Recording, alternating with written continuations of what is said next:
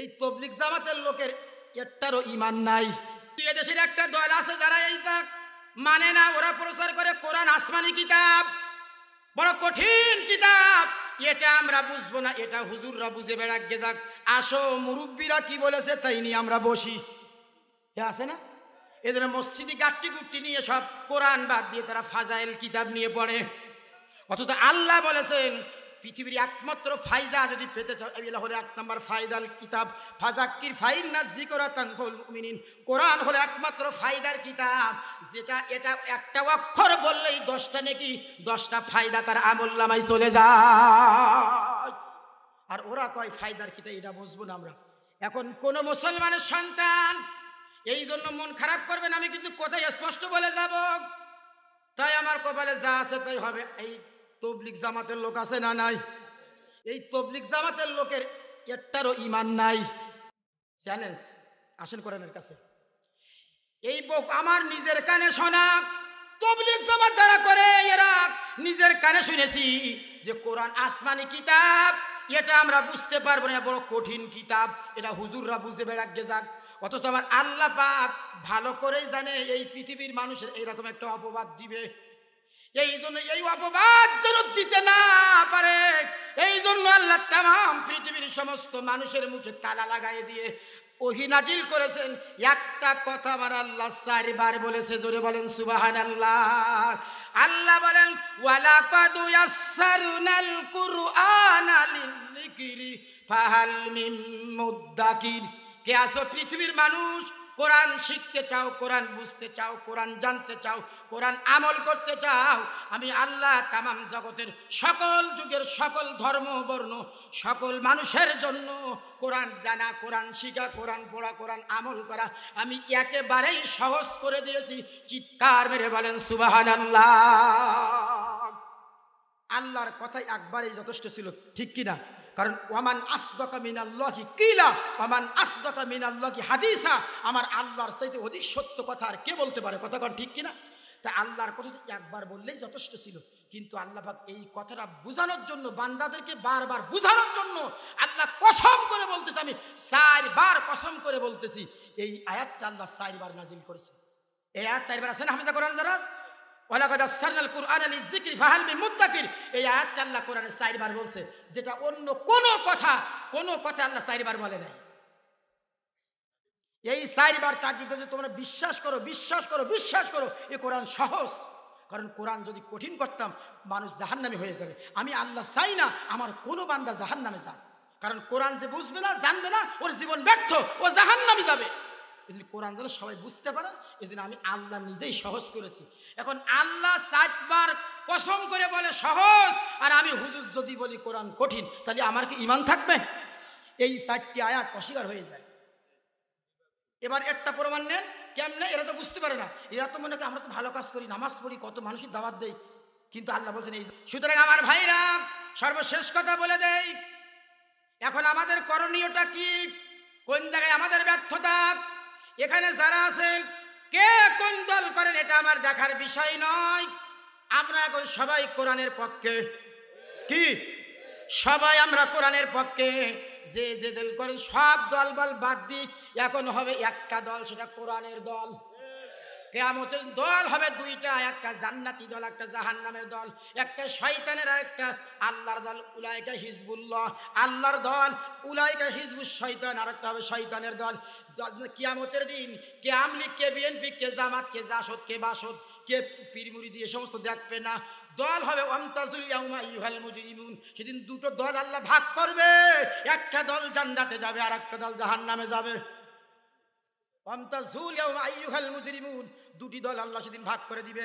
আল্লাহ বলার সাথে সাথে হক আর বাতিল পার্থক্য হয়ে যাবে। আপনি চুরি করে সারা জীবন স্বৈরাচারী করে কিয়ামতের দিন জান্নাতে দলে ঢুকবেন, অতটা সহজ না। এমনি আল্লাহ পাক সীমারেখা দিয়ে দিবে। সুতরাং ওই জান্নাতি দলে, আল্লাহর দলে আপনাকে আমাকে নাম লেখাইতে হবে। যদি আল্লাহর দলে আসতে চান, কোরআনুল কারীমের কাছে আমার আপনার আশা লাগবে কি লাগবে না? সম্মানিত হাজিরিন, এখন যেই কাজ করলে আমাদের এই সমস্যা কেটে যাবে, সেই দায়িত্ব শুধু আমার উপরে ফরজ নাই, তামাম জগতের যত মানুষ আছে, বিশেষ করে বাংলাদেশে যত মানুষ আছে, সে যেই দলের মানুষ হোক না কেন, সকলের পরে আল্লাহ পাক দুইটা বিধান দিয়েছে, মাত্র দুইটা বিধান। এই দুটো বিধান মানতে পারলে এদেশের মানুষ সুখে শান্তিতে মাথা উঁচু করে দাঁড়াবে। দুনিয়ার কোনো রাম বাম এদের কিছু করতে পারবে না। এই দুনিয়ায় কোনো অভাব থাকবে না, অভাব অনটন থাকবে না। সেই দুটো কাজ কি বলে আমি শেষ করে দিব। প্রথম কাজ আল্লাহ পাক বলেন, কিতাবুন আনজালনাহু ইলাইকা মুবারাকুল লিয়াদাব্বারু আয়াতিহি ওয়া লিয়াতাযাক্কারা উলুল আলবাব। সূরা 29 নম্বর আয়াত খেয়াল করেন, আমার আল্লাহ বলতেছেন কিতাবুন, একখানি কিতাব। কয়খানি কিতাব? কয়টা? আর আমাকে দল কয়টা? আমাদের দল একটা।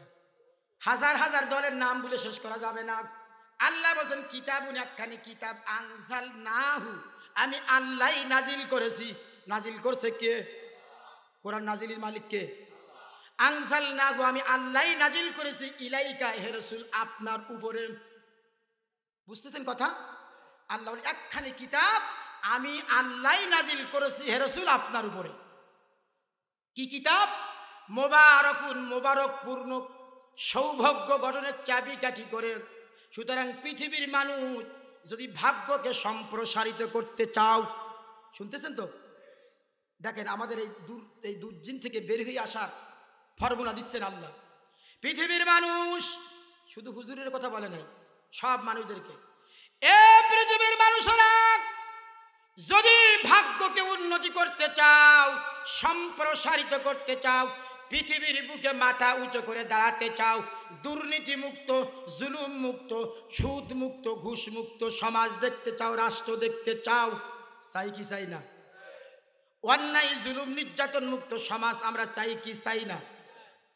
এই কথা যদি আমাদের অন্তরে হয়ে থাকে, আল্লাহ বলেন যদি তোমরা এটা চাও, তাহলে তোমাদের সবার এক নাম্বার দায়িত্ব হলো লিয়াদাব্বারু আয়াতিহি, তোমরা সবাই মিলে বুঝে বুঝে আমার এই কোরআনুল কারীমটা তিলাওয়াত করবে। লিয়াদাব্বারু আয়াতিহি, আল্লাহ লাম দিয়ে, লাভে তাকিদ বলতেছেন, আমি শুধুমাত্র মুখস্থ করে অন্ধর মতন ঝুলে ঝুলে পড়ার জন্য কোরআন দেই নাই, কোরআন দিয়েছি লিয়াদাব্বারু আয়াত, এটা বুঝিয়ে পড়ার জন্য। কোরআন আসছে বুঝার জন্য, আর আমরা কোরআন দিয়ে খতম করি। কেউ কোরআন দিয়ে তাবিজ লিখি, কেউ কোরআন ঝাড়ফুঁকের কিতাব বানাইছি, কেউ মানুষ মরে গেলে খতম দেই কোরআন দিয়ে। কথা কার ঠিক কিনা? কোরআন আসছে আমাদের ভাগ্য পরিবর্তন করার জন্য, আর আমরা করিতেছি কি দেখেন। আল্লাহ বলেন না, তোমাদের সবার দায়িত্ব, যত দায়িত্ব পৃথিবীতে আছে, সর্বপ্রথম এক নাম্বার দায়িত্ব হলো লিয়াদাব্বারু আয়াতি, তোমরা সবাই মিলে বুঝে বুঝে পড়বা কোরআন। এবার এখানে যারা আছেন, অসংখ্য মানুষ আছে যারা এখানে কোরআন শরীফ 60 বছর 70 বছর হায়াত এখনো কোরআন শরীফ পড়তে পারে না। এ কথা বল না কেন? 60 বছর বয়স এখনো কোরআন শরীফ দেখে পড়তে, আল্লাহর কোরআন দেখে পড়তে পারে না। এদের জন্য বড় আফসোস। কিয়ামতের দিন আমার আল্লাহ যদি আর কোনো প্রশ্ন না করে, শুধু একটা প্রশ্ন করে, বান্দা তোর 60 বছর 70 বছর হায়াত দিয়েছিলাম, দুনিয়ার সব জেনে আসছো, শিখে আসছো, কিন্তু কোরআন জানছো? কিয়ামতের দিন আমরা বহু মানুষ আল্লাহর এই প্রশ্নের জবাব দিতে পারবো না। যদি কোরআনই পড়তে না পারেন কিয়ামতে কি জবাব দিবেন? অথচ আল্লাহর প্রথম বিধান হলো তুমি কোরআন বুঝে পড়ো। কারণ পৃথিবীতে আমরা যা কিছু পেয়েছি, শিখেছি, জেনেছি, সব কোরআন থেকে পেয়েছি। কথা কান ঠিক কিনা?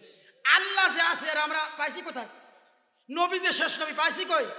নামাজ যে পড়ি, রোজা যে রাখি, হজ যে করি, জাকাত যে দেই, ইসলামী রাষ্ট্রে কায়েম করতে হবে, এগুলো পাইছি কোথায়? যদি কোরআন না আসতো, কোরআন না জানতাম, কিছু জানতাম, কোরআন না জানলে আমরা আমার আল্লাহকেও চিনতাম। এই জন্য আল্লাহ সব ফরজে দিবে যে লিয়াদাব্বারু আয়াতিহি, তোমরা সবাই বুঝে বুঝে কোরআনটা পড়ো।